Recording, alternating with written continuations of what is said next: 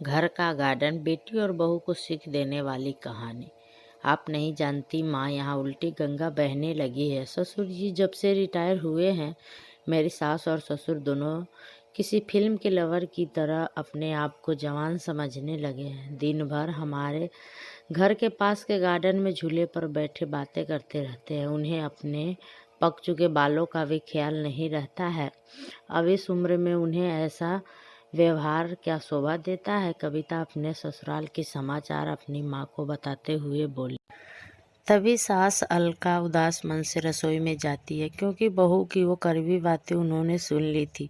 उसकी सभी बातों को नज़रअंदाज करते हुए मसाले वाली चाय बनाकर पहले एक कप अपनी बहू को कमरे में देकर दूसरा कप अपने पति के लिए लेकर जाती है। बहू ये देखती है और अपना मुंह टेढ़ा कर लेती है। सास ने फिर से एक बार उसकी तरफ दुर्लभ किया, क्योंकि ससुर ने निवृत्त होने के लिए यह उनका रोज का ही नित्य कर्म बन गया था। वह अब किसी की भी परवाह किए बिना बिना रोज अपनी मर्जी के मुताबिक नए नए कपड़े पहनकर गार्डन में अपने पत्नी के साथ बैठकर समय बिताया करता था। उन्होंने पूरी जिंदगी अपने बच्चों के लिए काम करते करते बिता दी थी, इसलिए अब बच्ची कुची जिंदगी वह दोनों एक साथ बिताकर जीना चाहते थे। आनंद निवास बंगले जैसा 2 मंजिल का यह घर पति पत्नी का यह सपना, और उन्होंने बड़ी मेहनत से इसे पूरा भी किया। अलका जी ने घर के सामने बड़े प्यार से एक गार्डन बनाया था और वहाँ पर कई फूलों के पौधे और उगाई थी। उनके उगाए चंपा, बसंती, मोगरा, गुलाब, ऐसे दर्जनों फूलों की खुशबू उनका गार्डन हमेशा महकता रहता था। अलग अलग ऋतुओं में वो अलग अलग सब्जियां भी गार्डन में उगाया करती थी। रसोई के लिए धनिया, पुदीना और मेथी उन्हें कभी बाहर से खरीदना नहीं पड़ा। इतने सालों तक काम भी भाग दौड़ में सोमनाथ जी ने कभी इस जगह का आनंद नहीं ले पाए थे, लेकिन अब उनका पूरा खाली समय इसी जगह पर बीतता था। दरअसल एक और छोटा सा घर वहाँ बना सके, इसलिए उन्होंने यह जगह खरीदी थी, लेकिन अब वह संभव नहीं था। अलका जी को अपने बनाए उस गार्डन में एक झूला चाहिए था, जो उन्होंने लाकर दिया था। अब वही झूला उनको एक दूसरे के साथ ज़्यादातर समय बिताने का जरिया बन गया था। उन्होंने अपने घर में सभी जरूरी चीज़ों की ओर ध्यान दिया। ऐशो आराम की चीज़ों की कोई कमी नहीं छोड़ी थी। फिर भी बहू को दोनों का उस झूले पर बैठकर समय बिताना खटकता था। पहले दिन भर उसके पास रहने वाली सास अब ज़्यादातर अपने पति के साथ समय बिताती थी। अपनी सास ससुर को टोंट मारने का एक भी मौका नहीं छोड़ती थी। वो हमेशा अपने दिमाग उनके उस जगह से हटाने के लिए लगाती थी, और एक बार उन्होंने ऐसा करने के लिए षड्यंत्र भी रचा। अजय, तुम्हें नहीं लगता हमें एक बड़ी कार लेनी चाहिए? कविता ने अपने पति से कहा। आइडिया तो अच्छा है, लेकिन कार रखने के लिए जगह कहाँ है? हमारे पास एक ही छोटा सा गैरेज है, जहाँ सिर्फ एक कार के लिए जगह है। अजय ने चिंता भरी स्वर में कहा। कौन कहता है जगह नहीं है?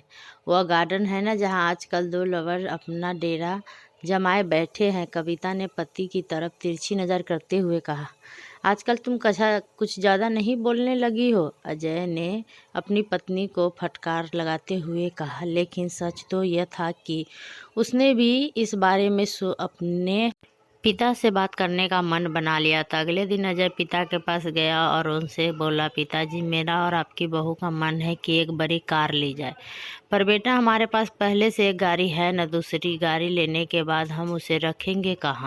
पिताजी, इसी गार्डन में एक नया गैरेज बनाने की सोच रहा हूँ। कविता को इस गार्डन की कोई पड़ी नहीं है, और माँ भी भला कब तक और कितने दिनों तक गार्डन का ख्याल रखेगी, इसलिए अच्छा होगा सभी पेड़ पौधों को तोड़कर यहाँ गैरेज बना लिया जाए। अजय ने अपने विचार बताए। दूर खड़ी अलका जी का यह सुनकर जैसे दिल ही बैठ गया हो। सोमनाथ जी ने अपना गुस्सा दबाते हुए बोला, मुझे तुम्हारी माँ से पूछना पड़ेगा, मुझे थोड़ा वक्त दो। क्या पिताजी, इसमें क्या मम्मी से पूछना? आप दोनों तो किसी का विचार करते नहीं हैं, दिन भर झूले पर बैठे रहते हैं बिना 4 लोग के बारे में सोचे। अब कविता घर में है, छोटे बच्चे भी घर में, और जाने आने वाले भी तो आपको कैसे देखते हैं, आप किसी का विचार नहीं करते। अजय थोड़ा चिढ़ते हुए बोला। अंदर से कविता की बड़बड़ भी चालू थी। सोमनाथ जी कुछ बोल नहीं पाए। उस दिन बेटे और बहू ने बाहर से अच्छा खाना मंगवाया था, लेकिन अलका और सोमनाथ जी के गले से निवाला उतरना ऐसा हो गया था। उसे पूरी रात ही जगते रहे थे, लेकिन सुबह सुबह कुछ विचार आने से सोमनाथ जी ने चेहरे पर मुस्कान आ गई।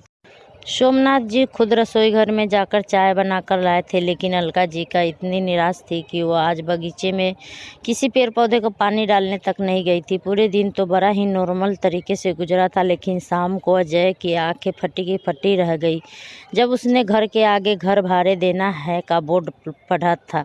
अजय ने सोमनाथ जी से कहा, पापा माना कि हमारा घर बड़ा है, लेकिन इसका यह मतलब थोड़ी है कि हम उसे भाड़े पर दे दें। बेटा, अगले महीने मेरे साथ काम करने वाले शर्मा जी रिटायर हो रहे हैं और वही अब इस घर में भाड़े पर रहेंगे।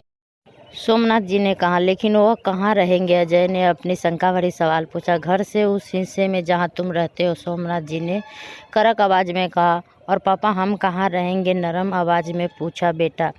बेटा मैं मानता हूँ कि मैंने तुम्हें इस लायक तो बनाया है कि तुम अपने पैरों पर खुद खड़े हो सको, इसलिए तुम्हारे पास 1 महीना है। तुम अपने लिए नया फ्लैट ढूंढ लो या कंपनी के फ्लैट में रहने चले जाओ। वहाँ तुम्हें तुम्हारे उम्र के लोग साथ मिल जाएंगे और यहाँ हमें हमारे उम्र के लोग साथ मिल जाएगा। तुम भी खुशी और हम भी खुश। सोमनाथ जी ने सब कुछ साफ साफ बताया।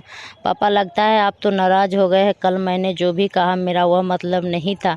अजय ने अपने पापा के आगे हाथ जोड़ते हुए कहा। नहीं बेटा, तुम्हारी जनरेशन ने हमें एक सबक दिया है कि कैसे प्रैक्टिकल बन कर रहा जाता है। हम बड़े तुम बच्चों को साथ देखकर खुश रह सकते हैं, लेकिन तुम हमें साथ देखने में क्यों प्रॉब्लम होती है? यह घर, यह गार्डन में बड़े हुए पेड़ पौधे सब इस बात का गवाह है कि कैसे तुम्हारी माँ ने मेरे और खासकर तुम्हारे लिए जान से सेवा की है, अपना समय अपनी जवानी खर्च कर दी है। इसलिए इन सब पर तुमसे और मुझसे भी ज़्यादा तुम्हारी माँ का हक है और इन सब को मैं तुम्हारी माँ से नहीं छीन सकता। सोमनाथ जी ने अपनी पत्नी की तरफ देखते हुए कहा। Thank you.